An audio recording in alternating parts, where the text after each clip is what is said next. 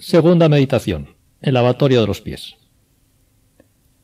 Comenzamos las meditaciones que San Ignacio pone para la tercera semana de ejercicios, es decir, sobre la pasión.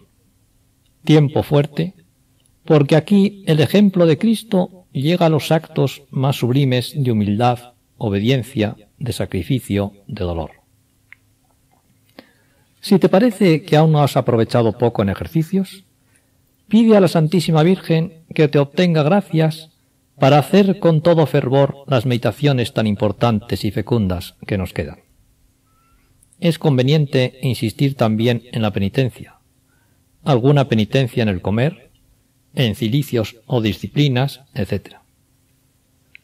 La Pascua de Cristo, su pasión y resurrección comienzan con la última cena, en que instituye la Eucaristía y da, a modo de testamento, sus más importantes recomendaciones.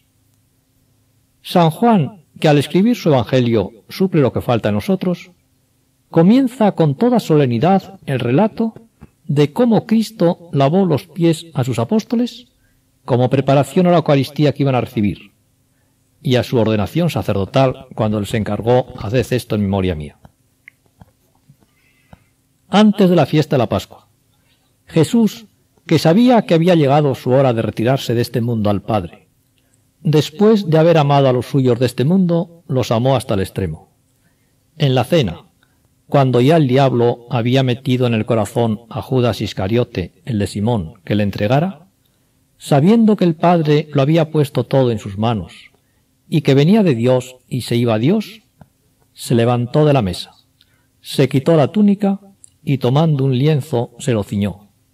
Luego echó agua en la jofaina y empezó a lavar los pies a sus discípulos, secándoselos con el lienzo que estaba ceñido. Llegó entonces a Simón Pedro, que le dijo: ¿Tú me lavas a mí los pies?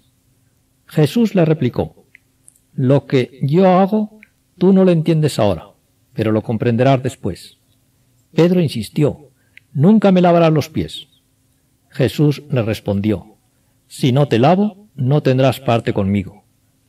Simón Pedro contestó: Entonces, Señor, no solo los pies, sino también las manos y la cabeza. Jesús dijo: El que se ha bañado no tiene necesidad sino de lavarse los pies, porque está todo limpio, y vosotros estáis limpios, aunque no todos. Pues sabía quién le iba a entregar, por eso dijo: No todos estáis limpios. Después que les lavó los pies, tomó su túnica, se volvió a sentar y les dijo: ¿Comprendéis lo que he hecho con vosotros? Me llamáis Maestro y Señor y decís bien, porque lo soy. Pues si yo, el Maestro y el Señor, os he lavado los pies, también vosotros debéis lavaros los pies unos a otros. Os he dado ejemplo para que vosotros hagáis como yo he hecho con vosotros. Os doy mi palabra: el esclavo no es más que su amo, ni el enviado es más que quien lo envía. Sabiendo esto, seréis felices si lo hacéis. Haz la composición del lugar imaginándote el cenáculo y a Cristo cenando con sus apóstoles, en aquellas mesas al estilo judío de la época. Acércate como uno de los sirvientes. De rodillas pídele al Señor que te ayude a contemplar la escena, a contemplar las profundas lecciones que nos da aquí, sobre todo de humildad al servicio de los demás. Cristo sirve a sus discípulos y los purifica. El Señor se levanta. Los apóstoles le miran, y cuál no sería su asombro cuando le ven que se quita la túnica, se ciñe una toalla y cogiendo una jofaina con agua se pone a sus pies a lavárselos. Era lo que solían hacer los criados, como señal de hospitalidad, a los caminantes que llegaban llenos de polvo en sus sandalias. Adelántate a Pedro y dile al Señor: Tú no, soy yo el que tengo que hacer esto. ¿Qué te contestaría? Ahora mira, luego imítame. Os doy ejemplo para que vosotros hagáis también lo que yo he hecho con vosotros. San Pedro al principio no quiere que le lave los pies, pero con tal de estar a su lado, acepta que le lave todo, también las manos y la cabeza. Lavado que simboliza el sufrimiento. y que San Pedro lo tuvo en los pies y en las manos cuando fue crucificado. Como San Pedro, dile también al Señor que acepta ser lavado por el sufrimiento que te mande con tal de estar junto a Él. Como preparación a las apariciones de la Virgen en Fátima, el ángel de la paz les dijo a los niños: rezad y ofreced sacrificios, sobre todo aceptad y soportad con sumisión el sufrimiento que el Señor os enviará. Esta es la purificación, el lavado necesario para cenar con Cristo. Cristo tiene en el corazón una espina, la traición de Judas. No puede por menos de aludir a ella con unas palabras impregnadas de tristeza. Vosotros estáis limpios, aunque no todos. Dile a Cristo que estás dispuesto a compensar la actitud de Judas, de tantos Judas, que quieres consolar su tristeza, imitando su ejemplo. Pero, ¿cómo vas a lavar los pies a otros? Cristo, que utiliza el lenguaje oriental de las parábolas, aquí hace con su mismo ejemplo una parábola, es decir, una escena simbólica, una lección plástica. Que nos lavemos los pies unos a otros significa que has de estar dispuesto a servir a los demás hasta en lo más humilde, como era entonces lavar los pies, oficio de criados, semejante a lo que es hoy el servicio de limpiabotas. Y esta enseñanza se la inculca Cristo a sus apóstoles poco antes de su ordenación sacerdotal, de destinarlos al servicio espiritual de la comunidad, para hacerles ver que no deben excluir tampoco la caridad material con los demás. Hemos meditado en la humildad ya desde el primer día, que no somos nada por nosotros mismos, pues todo lo hemos recibido de Dios, de nuestro Creador, que además de no ser nada, somos merecedores de castigo por nuestros pecados.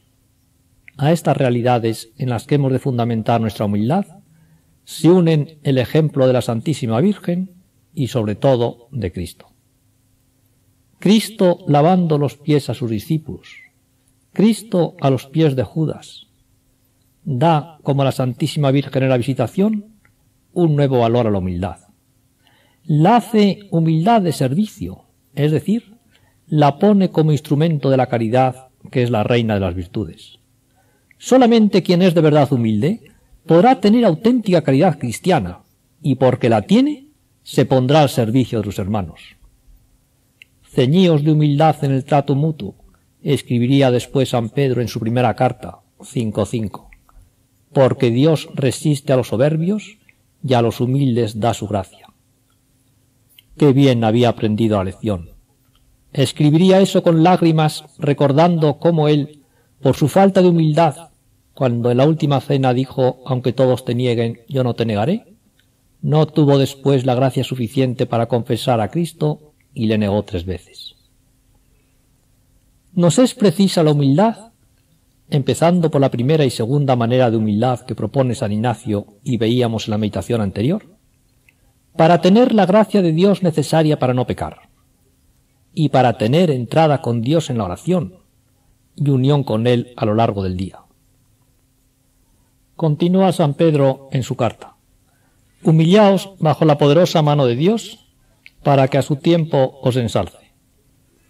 Esos son los tiempos en que Dios nos ensalza, cuando nos ayuda a resistir las tentaciones, cuando nos da entrada en la oración, cuando tenemos unión con Él durante todo el día.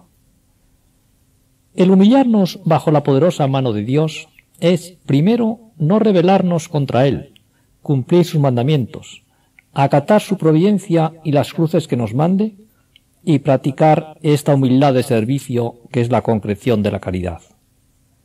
¿Cuánto le agrada a tu Padre del cielo cada servicio, grande o pequeño, que prestas a un hermano tuyo, a un hijo de Él?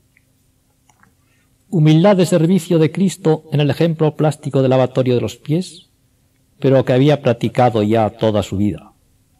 Vida que por eso pudo condensar San Pedro, Hechos 10:38, en la frase lapidaria: pasó haciendo el bien.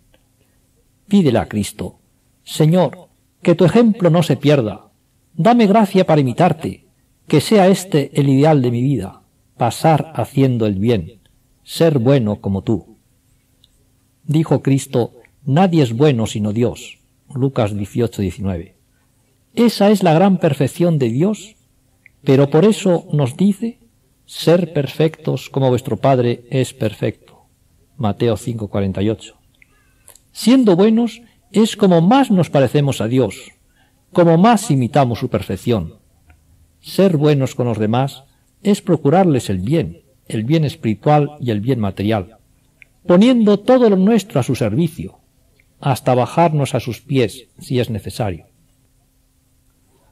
No es otra la bienaventuranza, bienaventurados los mansos, porque ellos poseerán la tierra. La mansedumbre es la bondad que excluye toda ira, todo mal genio, todo rencor, toda impaciencia, que todo lo soporta, todo lo excusa, todo lo comprende. No hay que transigir con el mal, ni tenemos que dejar arrastrarnos por quienes obren mal. Tenemos que ser intransigentes ante el pecado, pero con bondad hacia los pecadores. Las otras virtudes tendrán el premio en el cielo. La caridad fraterna, Dios la paga al contado en esta vida. Los mansos poseerán la tierra. Poseerán la tierra porque tendrán la estima, se ganarán los corazones de los hombres. Al que es bueno todos queremos, y las bendiciones de Dios. Por eso Cristo, al final del lavatorio de los pies, cuando nos invita a imitar su ejemplo, termina, seréis felices si lo hacéis. ¿No buscamos todos los hombres la felicidad? ¿No es esa la finalidad de todos tus esfuerzos? Pues Cristo te da el secreto para conseguirla, la humildad de servicio. Y no se trata de una felicidad fugaz, de un momento de placer que muchas veces te deja vacío, quizás con la amargura del remordimiento. Se trata de la felicidad permanente, íntima, gozosa, que es la paz prometida por Cristo. Mi paz os dejo. ¿No sería cosa que probases, de verdad y con Cristo, a buscar esta felicidad auténtica?